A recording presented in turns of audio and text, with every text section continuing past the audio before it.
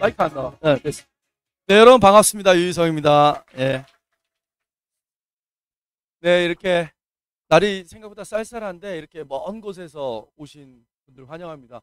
나 제일 굉장히 멀리서 왔다. 어떤 분 계실까요? 나 진짜 멀리서 왔다.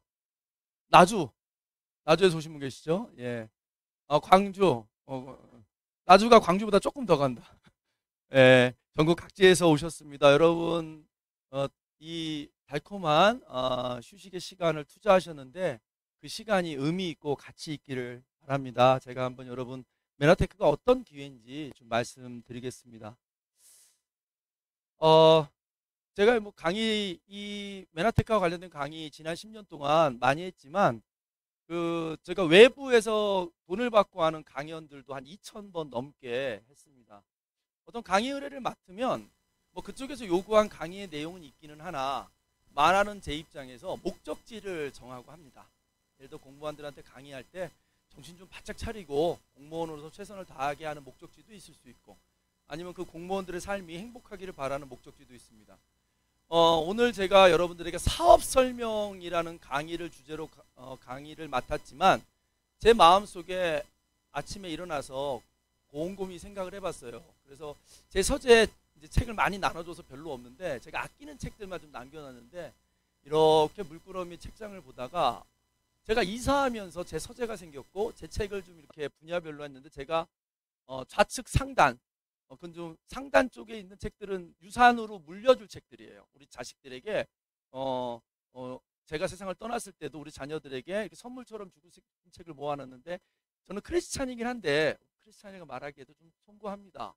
그렇긴 한데 법정 스님 책이 한 20권 정도가 있어요. 그분께서 살면서 쓰셨던 책들을 제가 다 사 모아서 청년 시절에 30대 40대 때 열심히 그 책을 읽으면서 위로받고 또 마음이 좀 때가 낄 때 좀 했던 책인데 그 중에 책 제목 중에 뭐가 있냐면 이 책이 있어요. 살아있는 것은 다 행복하라 라는 책이 있어요. 법정 스님의 어떤 칼럼들을 유시아 작가가 모아서 엮었는데 그 다양한 글들을 뭉쳐놨는데 제목을 저렇게 뽑았더라고요. 저는 오늘 여러분들에게 이 강의를 준비하면서 여러분에게 전달하고 싶은 메시지를 이 책 제목으로 잡았습니다. 지금까지 살아남으시고 살아내신 여러분 진심으로 축하드리고 참 대단하시다. 그래서 우리 서로 지금까지 살아내신 옆에 분들에게 박수 한번 부탁드립니다. 당하십니다. 그 수많은 삶의 위기 속에서 살아내셔서 이 자리까지 도착하셨어요. 그러면 거기에 덧붙여서 조금 더 우리가 행복해질 수 있는 방법은 뭐가 있을까? 그 행복이라는 목적지에서 메나테크란 도구가 어떻게 쓰이는지를 설명드릴게요. 다시 말씀드립니다. 행복이라는 목표를 위해서, 목적을 위해서 메나테크란 도구가 여러분에게 어떻게 쓰일지를 설명할 거예요. 무슨 말이냐? 간혹 메나테크가 목적지가 되는 분들이 있어요. 그럼 때 주인과 객이 바뀌어요. 주인은 뭐다? 나. 여러분 자신이고 메나테크는 도구예요. 이걸 놓치지 말고 들어주셨으면 좋겠어요. 간혹 우리가 그게 주객이 전도되면 이상한 방향으로. 주인은 누구다? 여러분 각자고요. 목적지는 어디다? 행복이고요. 그리고 메나테크는 그 행복에 도달하는 여러 도구들 중에 하나다라고 말씀드린 거예요.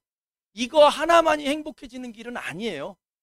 하지만 제가 50년을 살면서 여러 도구들을 검토해보고 들여다봤는데 저에게 여러분들께서 당신이 양심을 걸고 뭔가 삶에 좋은 도구를 제안하라면 당신 유희성 너의 친척들, 조카들, 형제들에게 만약에 삶의 도구로서 제안할 게 있다면 뭘 하냐라고 물어본다면 저는 아주 주저하지 않고 메나테크를 한번 알아보십시오라고 말씀드릴 거예요. 그래서 여러분들에게 지금부터 어떤 내용인지 설명드리도록 하겠습니다. 이 불안, 2023년도 저는 개인적으로 굉장히 정치적인 사람입니다. 정치에 관심도 많고요. 우리 사회 조사를 할 때 정치 민감 세력에 탑에 들어가기도 합니다. 제가 바라는 메시지를 전달하는 어떤 매체에게는 1년에 한 2, 300만 원씩 후원을 하기도 하고요. 그러면 제가 그런 언론사나 신문사에 후원을 하는 이유가 그 후원하면 나한테 무슨 돌아오는 게 있는 게 아니라요. 이 정치라는 구조와 정책 결정이라는 건 우리 삶에 아주 민감한 영향을 미칩니다. 여러분들이 잘 못 느끼는 상황에서 그게 돌아 내 삶으로 영향을 미쳐요. 근데 그걸 민감하게 들여다보면 많은 서민의 보통 사람들의 삶에 머릿속에 들어있는 다양한 고민들이 불안하죠. 당장 금리가 오른다니까 대출을 받아 집을 산 사람들도 불안해지고요. 경기가 점점 나빠진다고 불안해지고요. 저는 진짜 요즘 불안한 건 중국과의 관계. 자꾸만 중국을 적대시하는데요. 경제 의존도가 우리가 중국이 굉장히 높아요. 최대 수출국이기도 하고요. 최대 수입국이기도 하고요. 가장 많이 여행을 가기도 하고요. 그분들이 가장 많이 한국에 와서 막 콩삼을 떼거지로 사가고요. 그 관련돼서 그 관광산업에 종사해서 먹고 살았던 사람들이 엄청 많습니다. 특히 코로나로 인해서 또 코로나 이전에 사드나 뭐 이런 걸 인해서 중국인이 안 오는 바람에 어떻게 됐어요? 명동의 상권이 다 죽어버렸어요. 여러분 명동에 가보면 그 니아까 그거 있죠. 니아까에서 뭐 먹는 거 파는 거예요. 그게 권리금만 6억 7억이 갔던 시대가 있었어요. 그거 아무나 놓고 못합니다. 그 싹 없어졌잖아요.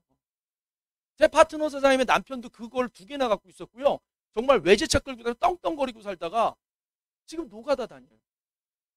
예, 이렇게 우리가 어떤 정책, 국가 정책에 따라서 정말 서민의 삶은 막 요동을 칩니다.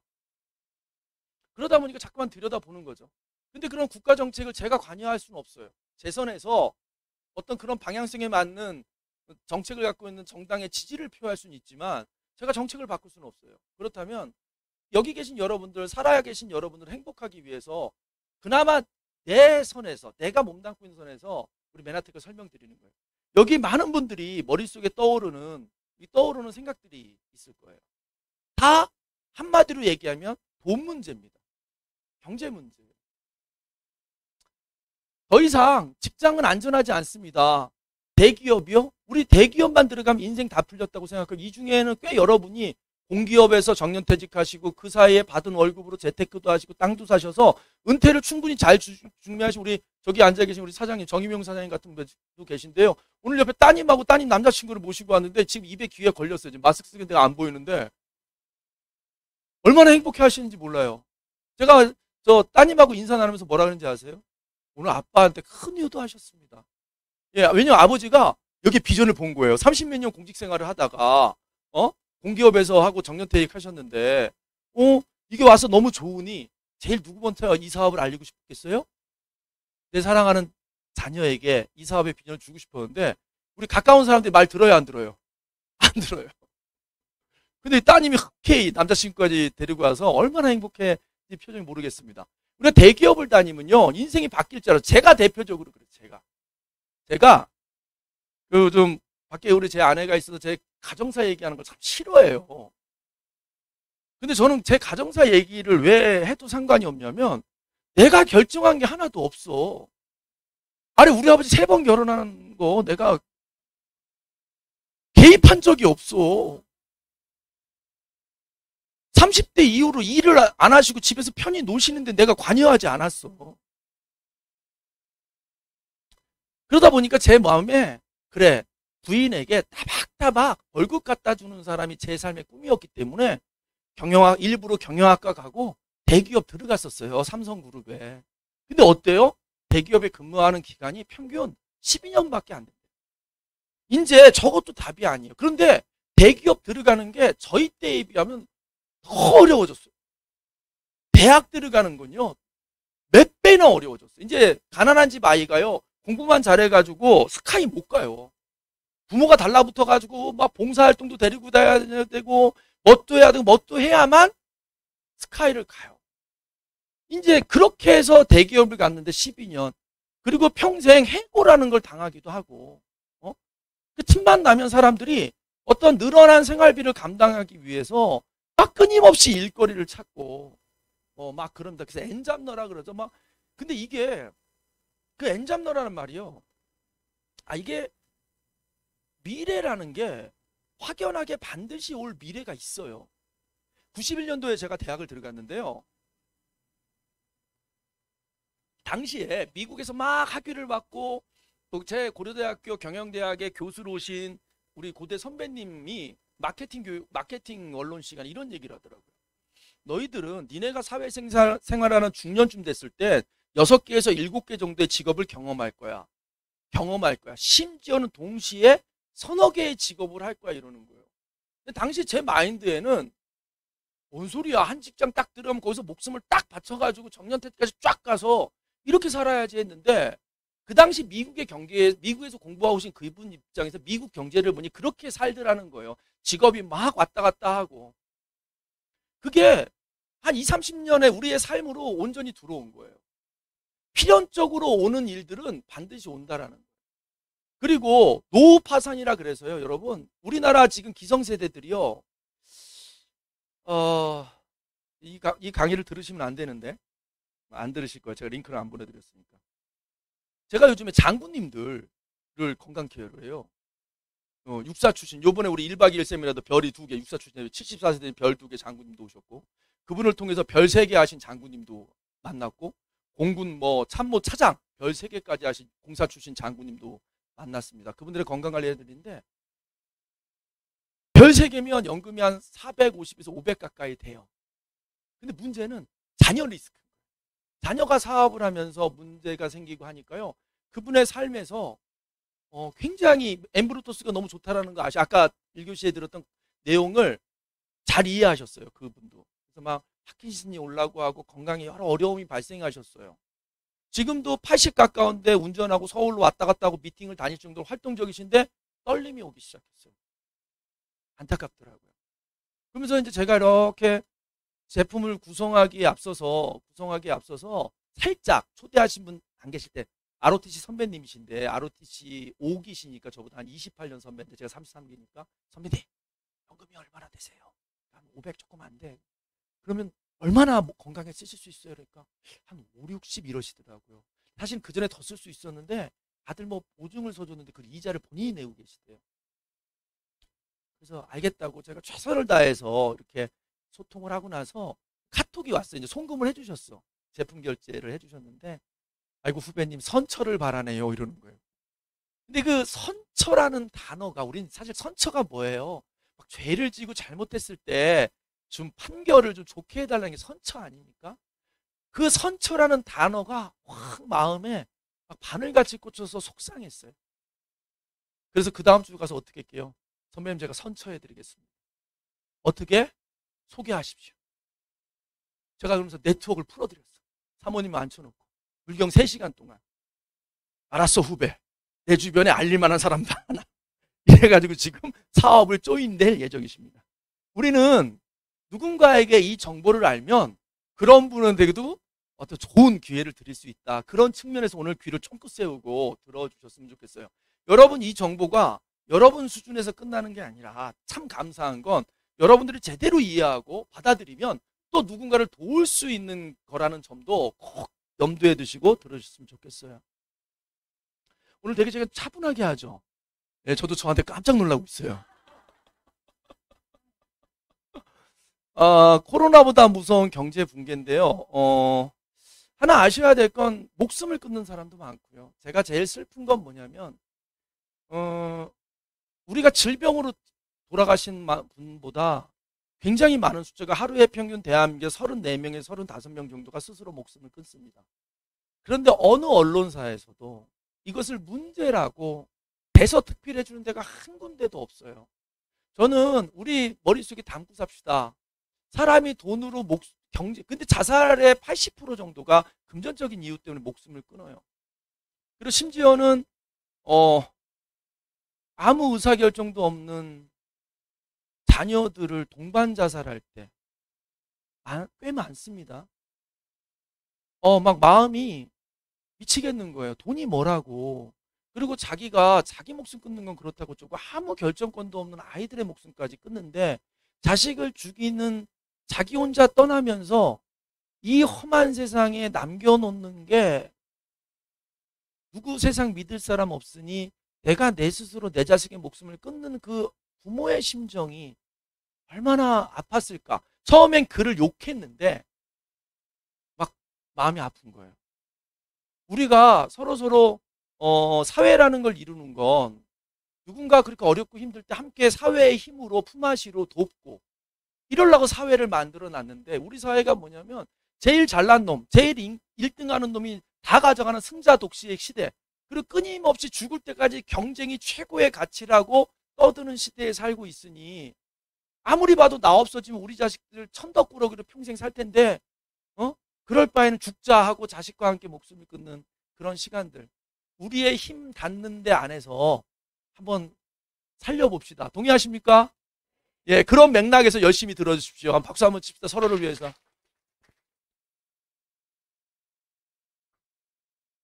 그런 맥락에서 오징어 게임이라는 그 드라마가 기억하실 거예요. 여기에 명대사가 있죠? 바뀌더 지옥이야.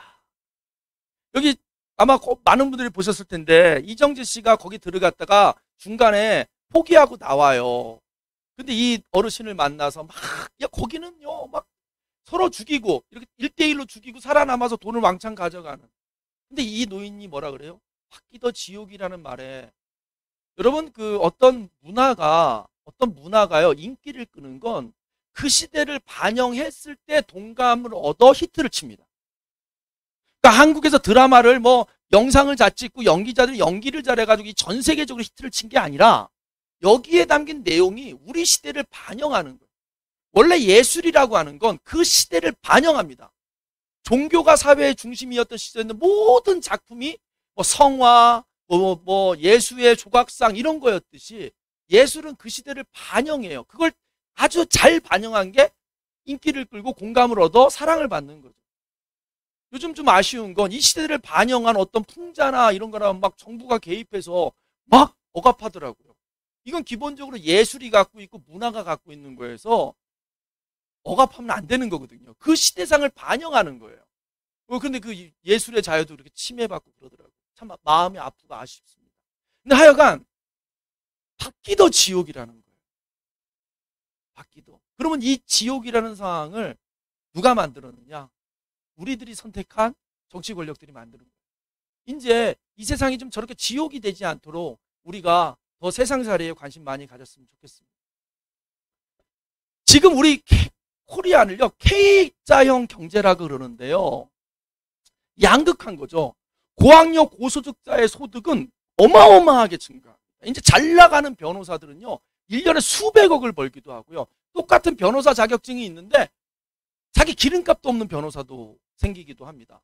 근데 이 그림에서 봐야 되는 게 뭐냐면, 저 고소득으로 올라가는 저 에스카레이터가 있는데 저걸 탔다가 미끄러져 내려오는 사람들이 굉장히 많아요. 그럼 어떤 일이 벌어지냐면, 이 저소득자가 사는 시장들, 주유원들, 배달원들, 평범한 단순직 일들의 인원이 늘어나기 시작하는 거예요. 그래서 어떻게 돼요? 저 저소득자들이 몸담고 있는 시장은 일하겠다는 사람이 점점 많이 늘어나니까 어떻게 돼요? 일당이, 월급이 작아지는 거죠. 왜냐하면 이쪽 저소득자, 자, 기름 넣겠다는 사람이 적으면 주유소 사장님 할 수 없이 월급을 올려서 또 사람을 구해야 되는 거예요.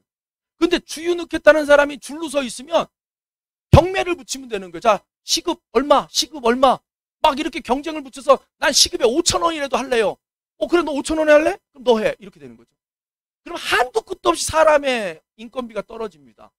그래서 그런 걸 막고자 한 게 뭐예요? 국가가 아무래도 적어도 사람을 쓰려면 이 정도 돈은 주고 써야 된다고 가이드라는 게 최저시급이라는 거죠.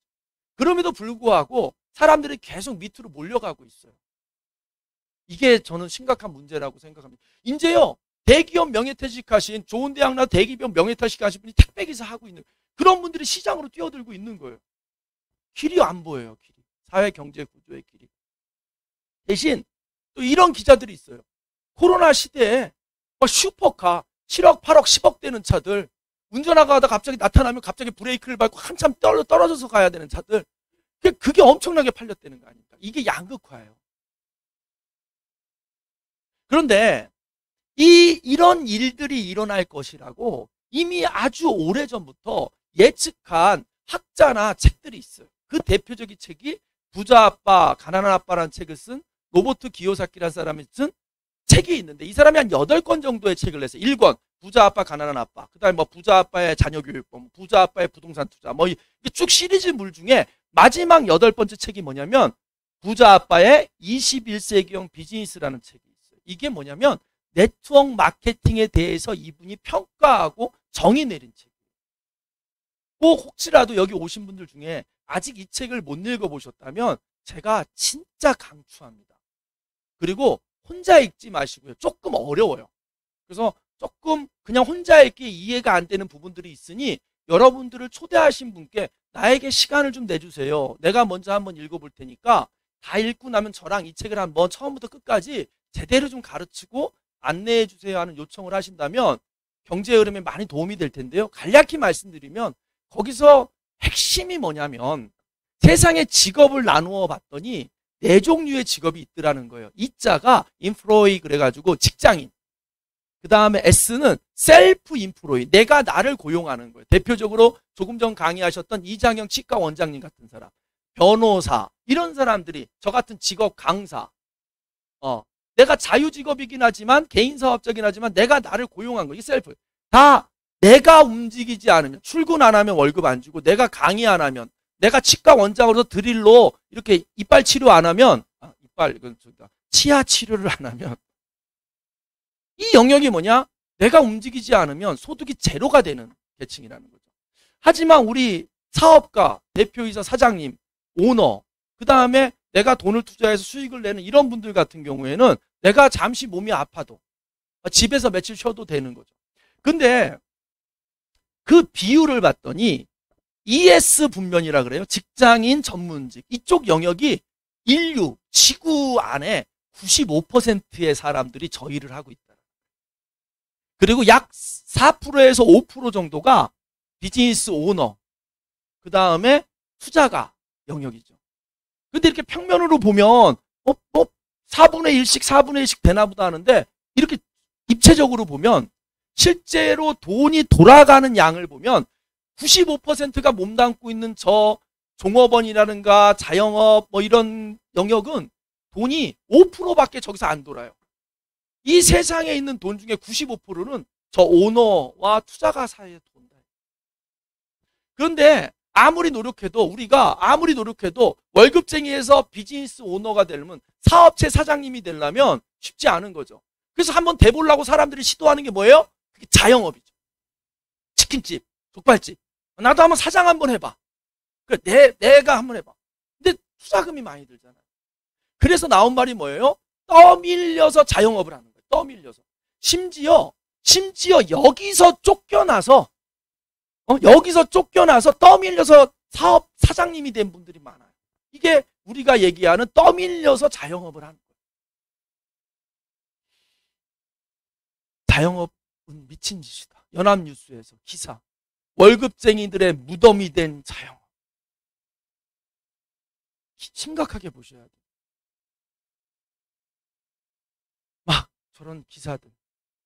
근데 사람들은 저럼에도 불구하고 왜 창업을 할까? 선택할 게 그거밖에 없는 상황이라 그래요.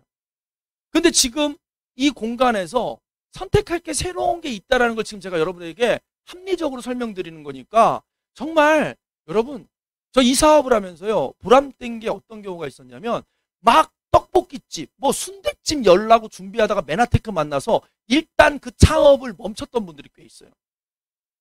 근데 딱 자기가 계약하려고 가게를 누가 먼저 치고 들어왔대. 그래서 6개월쯤 지나니까 쫄딱 망해서 나갔대. 그분의 피드백이 뭐냐면 그때 당신을 만나 자영업을 스톱시켜줘서 누가 대신 들어가서 죽은 거야. 그렇지 않겠습니까? 여러분 오늘 강의를 잘 들으시고 주변 분들에서 자영업을 시작하는 분들에게 한 번만 메나테크에 MBA라는 과정이 있다. 1호반도 있고 모교반도 있는데 온라인으로 들어도 되는데 직접 와서 들으면 너무 좋고 온라인으로 들어도 되니 들어보고 해라. 지금 당장 가게 열지 않아도 지금 상가가 천지빛깔이로 지금 다 비어 있으니까 좋은 자리는 언제든지 있으니 잠깐 멈추고 투자비 없다. 3만 원 교재비만 들으면 공짜니 이걸 듣고 결정해라라고 알려주세요. 일단 적어도 수천만 원이 그냥 날아가는 걸 막아줄 수 있어요. 그런 사람들이 수천만 원을 모으려면 연봉 3, 4천만 원 버는 사람이 수천만 원을 모으려면 얼마가 걸리겠어요. 그런 것들도 우리가 한번 구해보자라는 거예요. 구해보자. 그런데 이제 여러분 좀 슬프죠? 너무 무겁다 분위기가. 좀 이렇게 물도 한잔 기지개 한번 피실까요? 자, 옆에 몸 좀 한번 트시고요. 자, 너무 심각하고 무거워서 이제부터 이제 분위기를 바꿔서 희망적인 얘기를 좀 한번 해볼게요. 희망적인 얘기. 근데 여러분 좀 첫째 시간 강의 들으면서 궁금하지 않았어요? 여러분 치과대학 아무나 갑니까? 그 치과대학 그 수석 입학 수석 졸업이 아무나 합니까? 그런데 왜 그 치과 병원 원장님이 다단계를 할까? 궁금해야 돼요. 그리고 그 원장님 강의 들으셔서 알지만 아까 아침에 만났는데요. 와, 그냥 그 할 말을 빼곡하게 써가지고 외우고 계시더라고요. 첫 번째 강의 하나 준비하라고 일주일을 꼬박 스트레스 받으셨대요. 본인의 적성에 안 맞는 거예요, 이런 강의가. 그런데 여기서 메나테크에서 브론즈 PD라는 억대 연봉자가 여기서 됐기 때문에 그 책임감으로 해주신 거예요. 그럼 과연 왜 그분은 네트워크 비즈니스라는 걸 왜 할까? 아까 얘기한 한계점 때문에. 아까 본인 얘기했잖아요. 그렇게 힘들게 공부해서 치대를 가가지고 자격증을 따는데 치과 도구를 들 힘이 없어서 이거 자격증 써먹지 못하게 생긴 거예요. 아까 얘기했잖아요. 본인이 안 하면 안 되는 직업, 셀프 인프로에 가 있으니까. 그나마 무슨 건설과 관련된 자격증 같은 건 빌려주고 한 200만 원, 300만 원에도 받지만 치과 원장님 자격증 빌려줬다가 야매인 사람들이 그걸로 하다가 보면 의료법으로 골치 아파요. 자격증 빌려줄 데도 없어요. 근데 메나텍을 만났잖아요. 소비자로. 근데 어때요? 많이 먹고 싶고 많이 어떻게 하고 싶어서 알아본 거예요. 알아봤더니 괜찮은 거예요. 어때요? 치대 갈 정도로 똑똑하고 수석할 정도로 똑똑한 사람이 검증했으면 내 머리로 굳이 검증할 필요 있을까?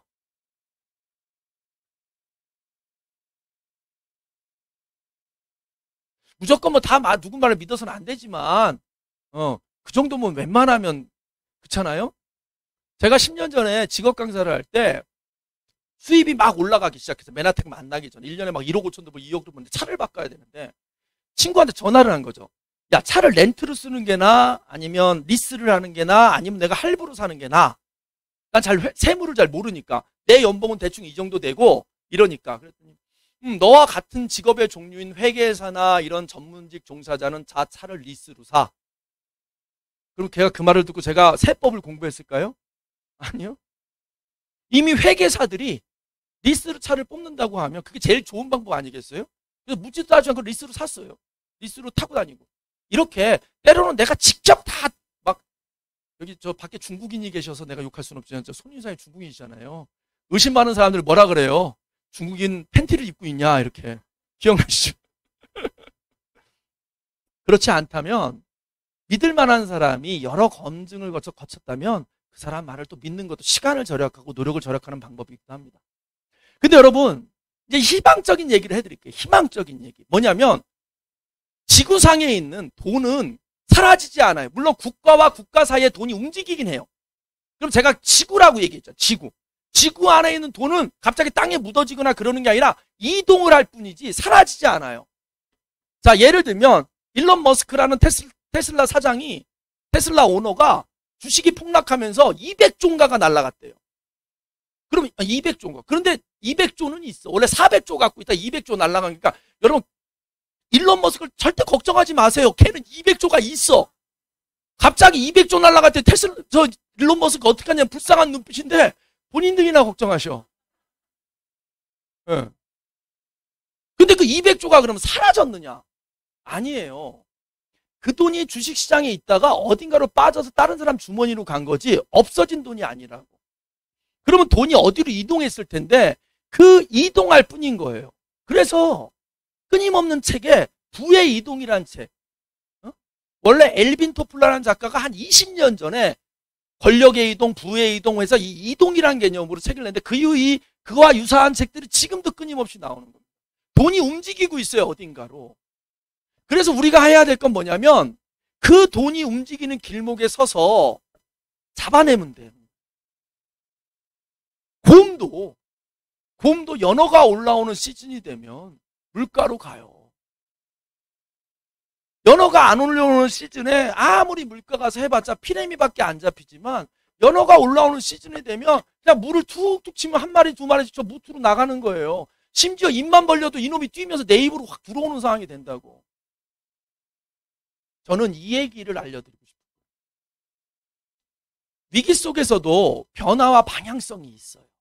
그러니까 여러분 막 이렇게 자료들을 그냥 대충 읽고 넘어가지 말고요. 그 안에 나에게 기회될 게 뭐가 있냐.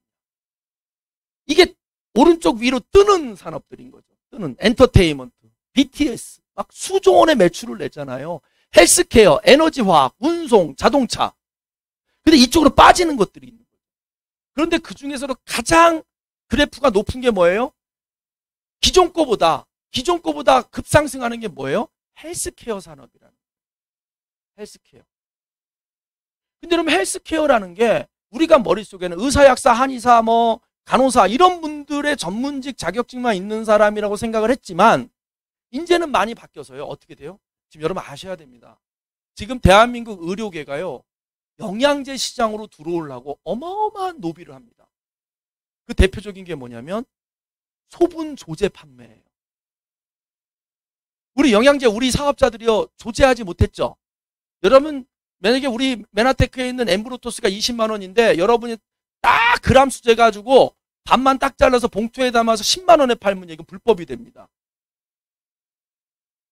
근데 의사들이요. 그 법을 통과시켰어요. 의사들이 할 수 있게.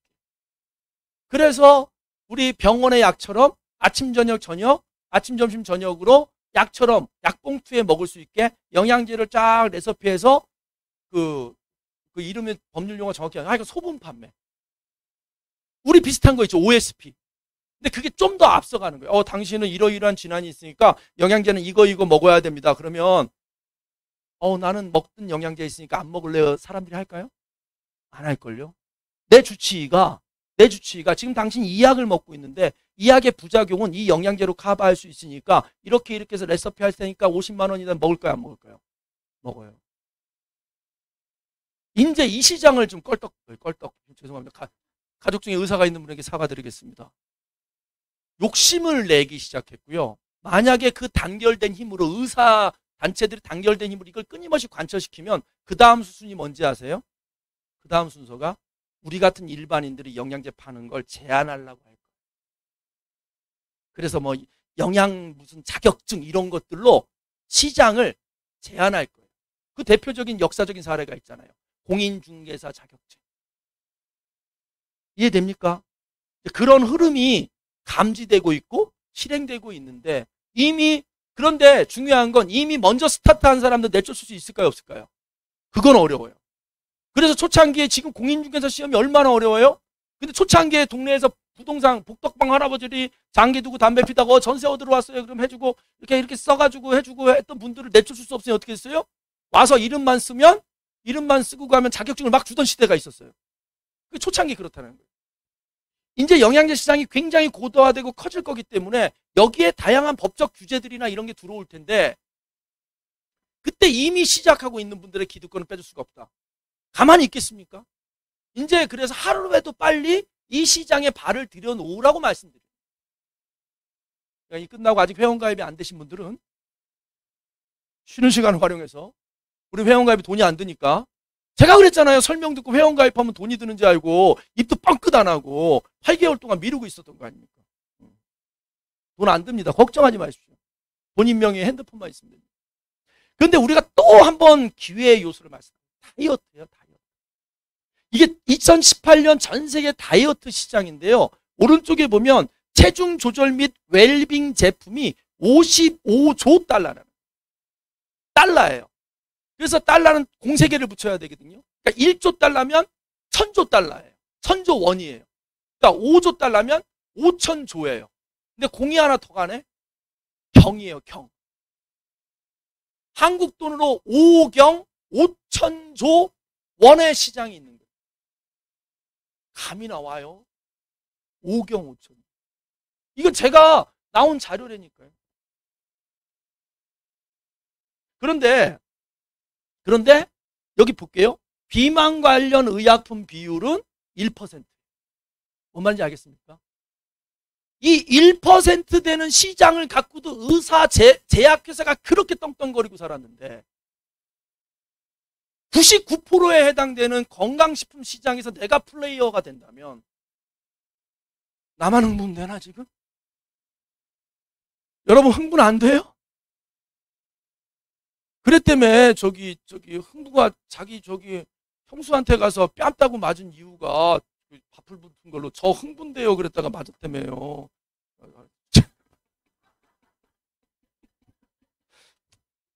어떤 분들은 집에 가면서 웃는다 이제. 에이, 센스가. 좀 흥분 좀 하세요 여러분. 나는 오늘 여러분 좀 흥분돼서 돌려보내고 싶어요. 큰 시장인데 못 봐요. 저는 가끔 굉장히 성공한 사람들이랑 시간을 보낼 때 물어봅니다. 뭘 물어보냐면, 근데 강의 몇 시에 시작했어요?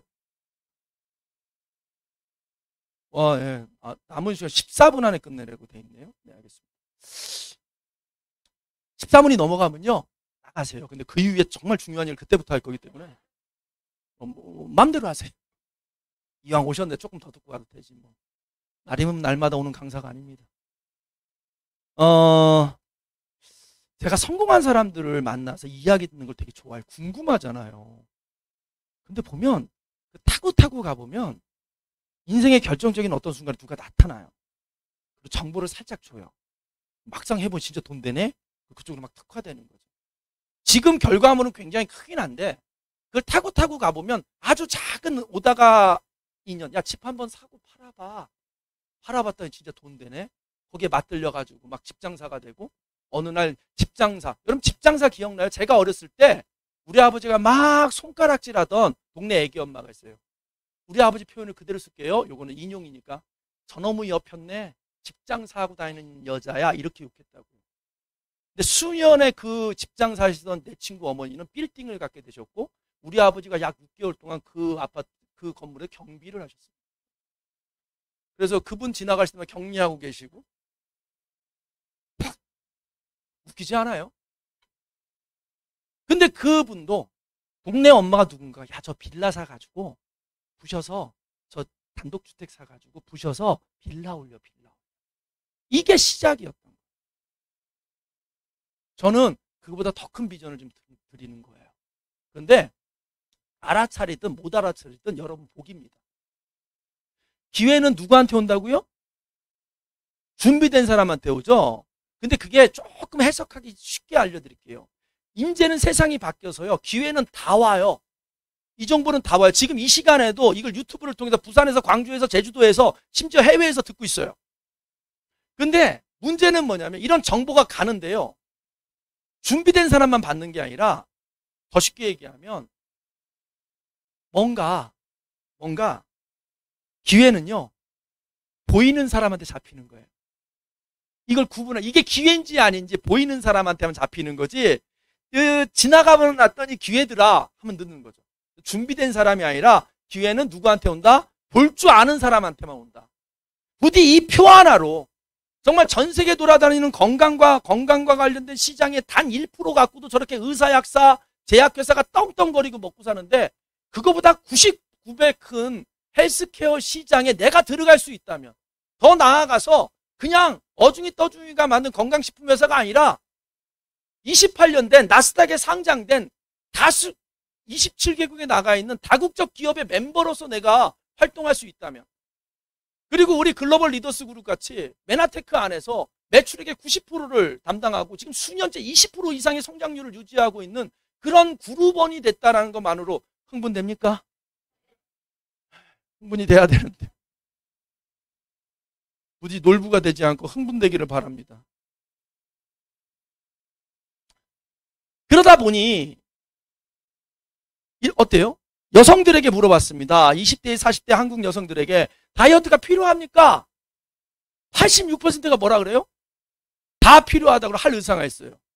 근데 저기 아니라고 얘기한 14%는요, 엄밀히 얘기하면 굉장히 과체중인 분들도 저기 많이 들어가 있어. 필요 없다고.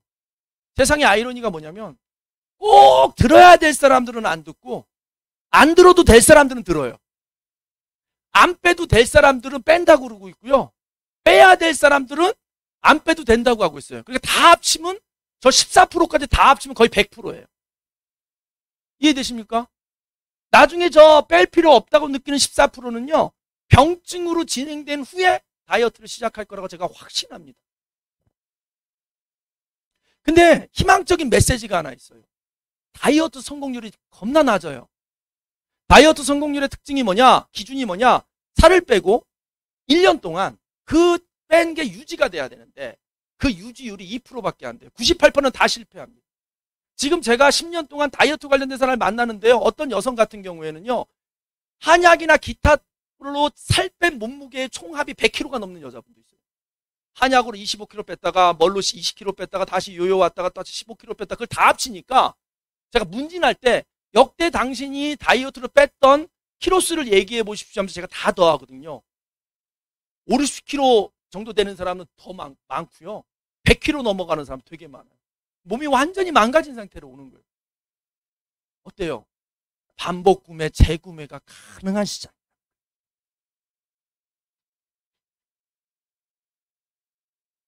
근데 우리는 어때요? 성공률이 되게 높거든요. 유지율도 되게 높아요. 그러니까 그분들이 사업자로 오는 거예요. 이제 어마어마한 시장이 열릴 것이다. 살찌는 다이어트 시장이라는 거예요. 여러분, 경기가 좀 어려워지면요. 사람들이 지출은 줄여요. 그런데 사람들이 뭔가를 해야 되겠다라는 건 늘어나요. 네트워크 사업은요. 여러분 귀를 쫑긋 세우고 들으세요. 절대 파는 사업이 아니에요. 팔아서 소득을 높이는 사업이 아니에요. 그런데 여러분들이 왜 이걸 잠깐 파는 것처럼 보이냐면 여러분들이 만났던 수많은 네트워크 사업하는 사람들이 다 팔러 다녔기 때문이에요. 그래서 결론은 뭐예요? 팔아서는 답이 안 나온 일을 겁나 팔고 다녔으니 목적지에 못 도착한 거예요. 사업자를 양성해야 되고 사업자를 발굴해야 되는 건데 다 팔러 다녔던 거예요. 이제 사업자를 발굴할 기회가 생긴 거예요. 저는 97년도에 제일제당이 삼성 계열의 제일제당에 입사해서 2년 정도 식품 수출을 했고요. 그로부터 회사를 옮겨서 야쿠르트라는 데서 7년 정도 다녔어요. 제가 99년도에 입사해서 2006년도인가에 퇴직을 했는데 그 사이에 뭐 윌도 만들고 여러분 잘 아시는 뭐 구루마, 전동카 타고 다니는 그런 것도 기획하고 제가 많은 일을 했는데 그 99년도에 야쿠르트에 어떤 일이 있었냐면 혹시 우리 야쿠르트 여사님 오늘 왔어요? 오늘 못 오셨어? 아이고 얼굴 보고 싶은데 전 저 노란 옷을 보면 흥분해요. 아 진짜 기분이 좋았어요. 10,000명의 아줌마들을 어떻게 잘 먹고 잘 살게 해줄까가 별 너무 노력을 하다가 나온 게 전동카고 가방을 어떻게 바꿔줄까 하다가 가방도 바꿔주고 그 일을 한 3년 했어요. 아줌마들 일하기 좋게 만드는 일을 한 3년 했어요. 지금도 제가 만든 투명한 가방이 있어요, 여러분. 이렇게 보면 야쿠르트 아줌마 이렇게 하는 안에 물건이 보이는 투명한 가방 있죠? 제가 29살 대리 때 만든 걸 지금까지 쓰고 있더라고. 왜냐하면 그 전까지 야쿠르트 아줌마들은 안이 안 보이는 요런 걸 메고 다녔단 말이에요. 요걸 메고 사무실을 들고 가면 광고 효과가 없잖아. 그래서 내가 업체 불러다가 야 이거 보이게 한번 만들어봐. 그래가지고 만든 게 지금까지 쓰고 있어요. 그 가방을 볼 때마다 저를 기억해 주시면 돼요.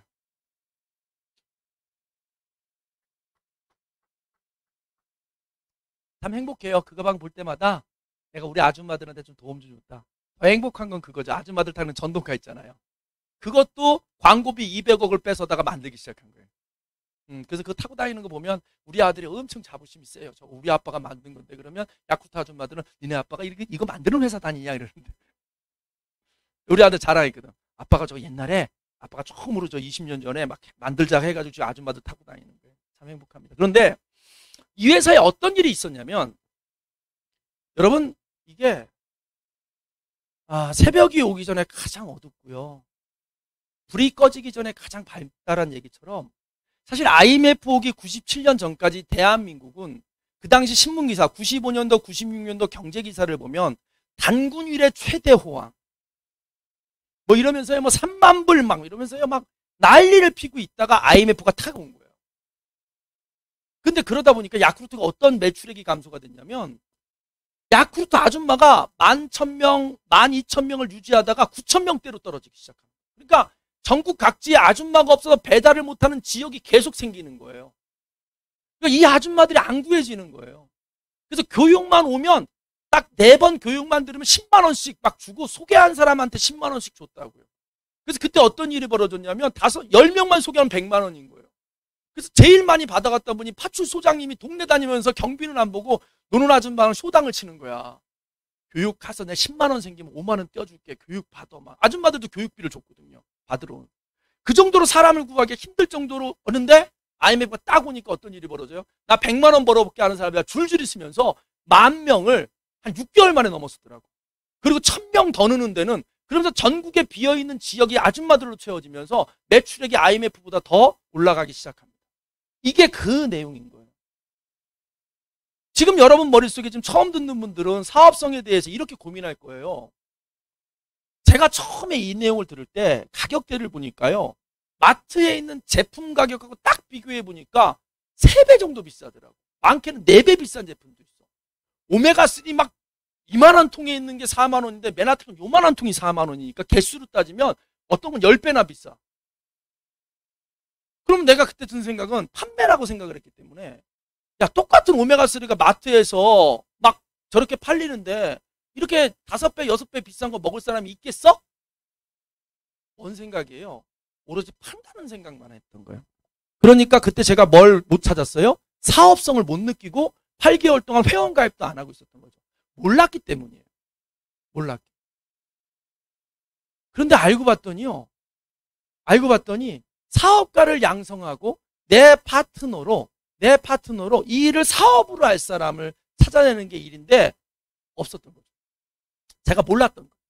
이제 여러분이 생각을 바꿔야 돼요. 파는 일이 아니에요. 파는 것처럼 보이기도 해요. 근데 그게 그런 것처럼 보이지 최종 목적은 그게 아니다. 그래서 처음에는 그냥 좋아서 한번 경험해 보세요. 그냥 경험해 보시고요. 그러다가 한번 알려보세요. 사람들한테도 내가 느끼는 똑같은 효과가 나오나. 그런데 그렇게 알리는 것만으로도 어느 순간에 내가 공짜로 먹는 사람 수준까지 진행이 돼요. 그러다 그게 넘치면 그 사람들도 나처럼 알리기 시작해요. 왜냐면 효과가 있으니까. 그러다 보면 사업이 굴러가기 시작해요. 저도 200만 원 벌고 싶어서 시작했거든요. 근데 지금 그거에 10배가 넘는 소득이 들어온단 말이에요. 저도 이 사업성을 제대로 못 봤어요. 알고 시작한 일이 아닙니다. 나도 일이 이렇게 커질지는 상상도 못했어요. 근데 시대를 보면 이 코로나나 이런 걸로 인해서 사람들 머릿속에 면역력이라든가 이런 문제가 이슈가 되고 있고 지금 경제가 불안하니까 재정의 위기에 대해서 이야기하고 있고요. 많은 관계성에 대한 이야기도 하고 있어요. 저는 요 3번째 문제에서는 지금 어떤 분들과 컨택을 하고 있냐면 저 시흥에 우리 목사님이 소개한 동네 분인데 오다 가다가 살 빼세요 해서 만난 분인데 오늘 아침에도 긴 시간 통화를 했네. 막 지금 요즘에 우리 제품 먹으면서 막 입 안에 막 터지고 해지고 있는데 동생 내가 한마디 형님 뿌리를 뽑읍시다 그랬더니 나 뽑아볼게. 그리고 형님 돈 많은데 외롭죠? 겁나 외로워. 돈은 많아요. 한 200억대. 형님 외롭죠? 그러니까 외롭대. 형님 만나는 사람도 주로 형님 돈 보고 만나잖아요. 근데 우리는 그런 거 없이 진짜 인간 대 인간으로 만나는 나 같은 사람이랑 놀 수 있어요. 수준이 있게.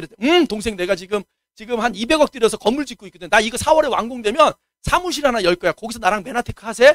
알아서 해. 내가 형님 심심하지 않게 해줄게. 관계에도 문제가 돼요. 그래서 이런 분들의 대안으로 메나테크는 아주 좋은 대안이다. 여러분 머릿속에서 꼭 돈이 필요하고 가난하고 뭐 병자 이런 것만 생각하지 마세요. 메나테크는 다양한 측면에서 여러분에게 기회를 줘요. 여러분 메나테크에 대한 가장 큰 오해가 뭐냐면 자, 요거 조금만 다시 잠깐 호흡을 가다듬고 여태까지 드셨던 거 잠깐 스톱하고 이거 되게 중요한 파트로 잠깐 쉼표를 든 거예요.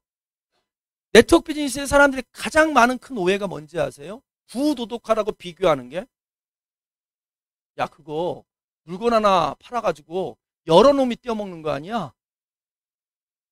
네가 그러면서 이런 게 야 네가 물건 하나 팔면 네 파는 거에 빨대 꽂아가지고 그 위에 있는 놈들이 다 빨아먹는 거 아니야? 이렇게 얘기하는 거예요. 부도덕성. 그러니까 100원에 팔 수 있는 물건을 지금 500원에 팔고 있는 거 아니야? 여러 놈이 떼어먹어야 되니까. 이런 생각이 굉장히 강한데 저는요 제일제당에서 유통업을 했어요. 한국야쿠르트에서 방문 판매업을 했어요. 그분들이 모르고 하는 소리예요. 오히려 기존의 유통이 다단계예요. 여러분 잘 아는 총판, 대리점, 소매점 이런 거. 두부 안모가 우리 동네 슈퍼마켓에 우리 동네 구멍가게에 올라오면요 바로 두부 공장이 구멍가게로 안 줘요. 인천 총판이 연수 대리점이 차 끌고 나요. 이게 다단계, 다단계 유통. 그게 점점 줄어들기 시작한 게 첫 번째 줄인 놈이 누구예요? 이마트가 줄인 거예요. 홈플러스가 줄인 거예요. 줄이다 보니까 얘네가 착해서 싸게 준 게 아니라 막 열변을 떠요. 착해서 싸게 준 게 아니라 단계를 줄이니까 지그들은 비용을 줄일 수 있었던 거예요. 왜? 어느 비용이 줄었냐면 동네까지 오는 교통비가 누가 했어요? 대리점이 지불한 거 아니에요.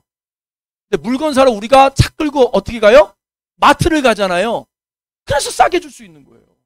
동네까지 세세하게 갖다 주려면 유통비가 드는데 우리가 차 끌고 가잖아. 무슨 신앙생활처럼 주기적으로 일정한 시간에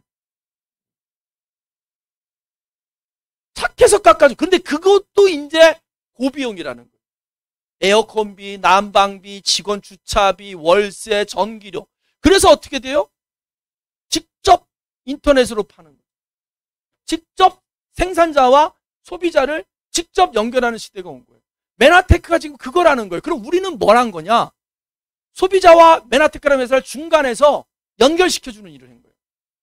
그래서 우리는 마진이라고 하지 않고 제가 받는 2,500만 원이 평균 2,500만 원이 마진이라고 안 부르고 뭐라 그래요? 수수료라 그래요. 어디서 많이 들어보지 않았어요? 공인중개사가 하는 중개 수수료. 어느 누구도 저한테 2,500만 원을 마진이라고 부르지 않는다니까. 우린 뭐 한 거예요? 메나테크라는 회사와 이런 제품이 필요한 분 사이에서 중간에서 연결시켜준 일을 했기 때문에 우리가 버는 돈을 수수료라고 하는 거예요. 근데 간혹 내가 설명을 했는데 야 그럼 빨리 먹고 싶어. 기다려 지금 회원 가입해가지고 주문 이틀 정도에 들어가. 그러면 사람 마음 바뀌니까 조금 여유분을 갖고 있다가 어떻게 해요? 내 제품을 먼저 주고 그 사람이 결제를 하면 그 사람 자리에서 제품을 뽑아서 우리 집으로 돌려받는 거니까 잠깐 제품을 먼저 주는 형태지.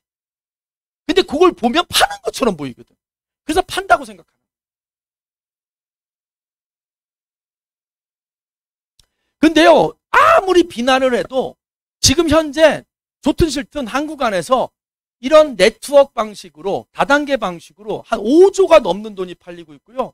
그래서 한 1조 7천억 정도가 이 일에 종사하는 사람의 수수료로 지급되고 있고 저 1조 7천억 중에 3억은 제 거예요. 저기에 제 돈이 들어가 있어요. 저도 저 3억 저 돈 안에 들어가 있는 거예요. 여러분도 마음먹기에 따라 누군가는 5천을 받아가는 사람도 있고 누군가는 1,000을 받아가는 사람도 있고 이렇게 하는 여러분 결정하기 나름인 거예요. 이제 결정하시라는 거예요. 회원가입비 없어요. 이제 기존에 쓰던 걸 조금만 바꿔보시라는 거예요. 그러면 많은 혜택을 줘요. 그것만으로도. 자 이제 거의 마지막 단계입니다. 여러분 그런데 제가 그랬어요. 안전한 창업이라는 게 무슨 말이면 안전하려면 투자금이 없어야 되거든요. 잠깐 생각해 보세요. 뭘 해도 하는데 투자가 필요한 게 없는 게 있나?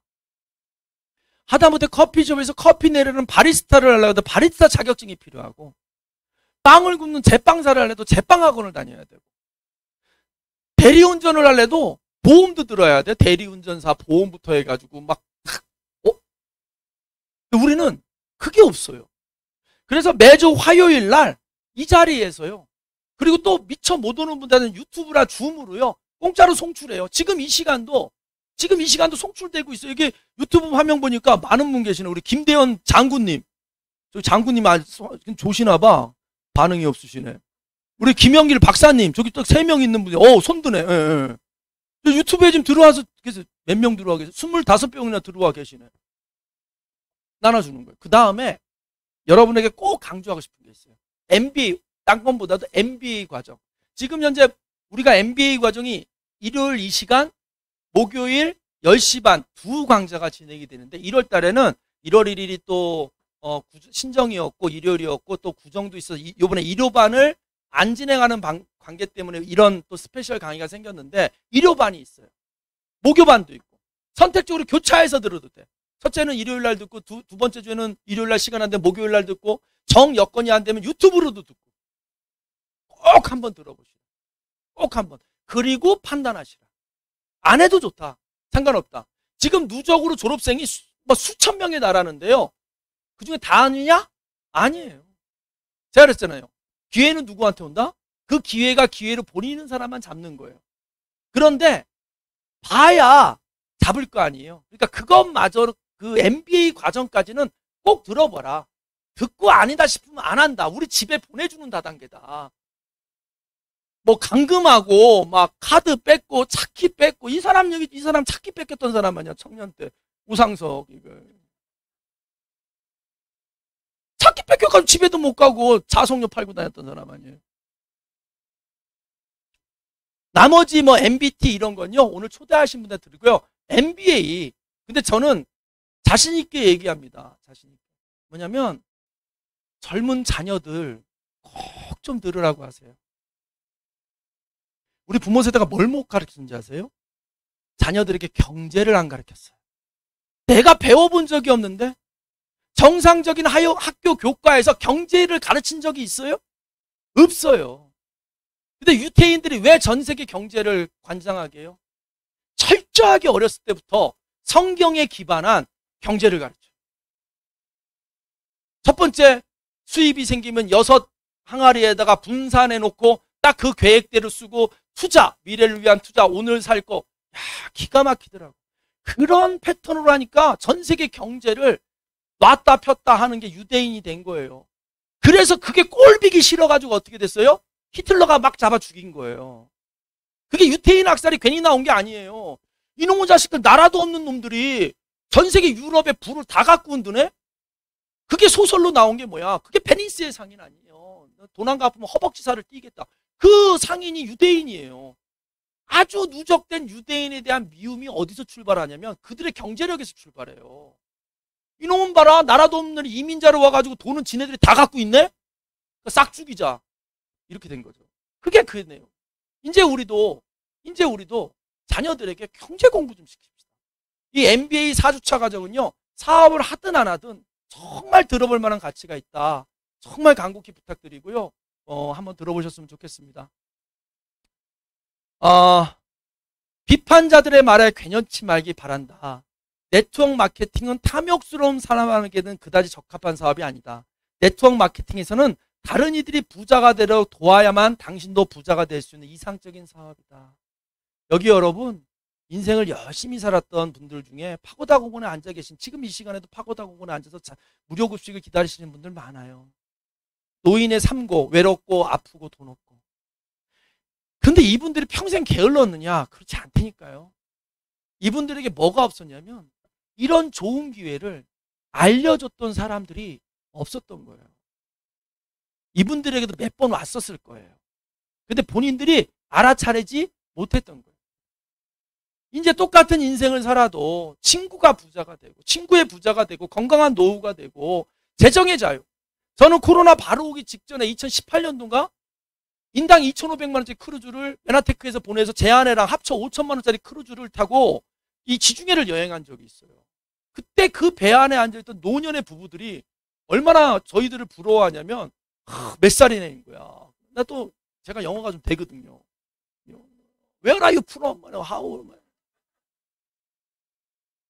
제가 영어를 시작하면 제 아내가 절로 도망가요. 창피해서. 근데 대충 들어봤더니 이런 거예요. 니네들 너무 멋있다. 우리는 당신 나이 때 돈 버느라고 바빠서 이런 여행을 생각 못하고 기력 떨어져가지고 겨우 이게 크루즈 하는데 몸 팔팔한데 이런 데로 왔느냐. 내가 얘기했지. 내 다단계 한다. 멀티레벨 마케팅. 나는 이런 여행 이제 죽을 때까지 올 거라니까 너무 부럽다 이러는 거예요. 여러분도 어느 삶을 살 거라는 거예요. 여기 잘 알죠? 지옥 사람들, 천당 사람들. 지옥 사람들 어때요? 긴 젓가락 주니까 자기 입에 안 들어가니까 난리 폈는데 천당 사람들 어때요? 서로서로 먹여줬잖아요. 이 일이 약간 그래요. 이 일이 약간. 그래서 참 이대로만 한다면 성공할 수 있다 말씀을 드립니다. 천당 사람들끼리 저 천사들끼리 서로 먹여주는 거 보세요. 이 일이 그렇습니다. 그런데 이 일처럼 하는지 안 하는지 어떻게 알아요? MBA를 들어오셔서 눈으로 봐야 되고요.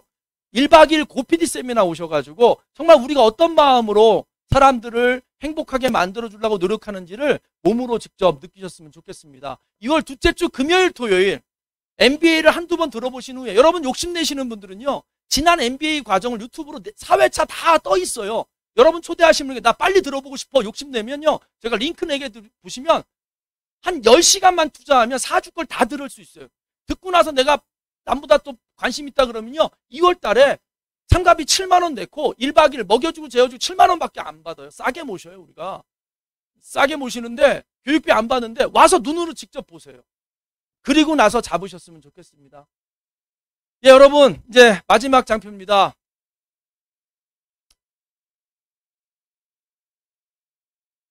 참 어려운 시간을 우리가 살아내고 있어요.